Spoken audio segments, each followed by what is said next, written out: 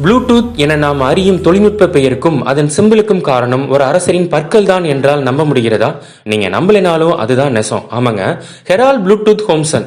இவர் டென்மார்க் மற்றும் நார்வேயின் அரசர். ரூனிக் ஹெரால்டர் குனுக் என்பது இவரின் மற்றொரு பெயர். இவரது ஆட்சி காலம் கிபி 958. மிகவும் குறைந்த ஆட்சி காலமே இவர் அரசாண்டு இருக்கிறார். என்ற போதிலும் அக்காலகட்டத்திற்குள்ளே டென்மார்க் மற்றும் நார்வேயை ஒன்றிணைத்திருக்கிறார். இவரது புனைப்பெயர் ப்ளூடூத் என்றும் பிளாக்டூத் என்றும் சொல்லப்படுகிறது.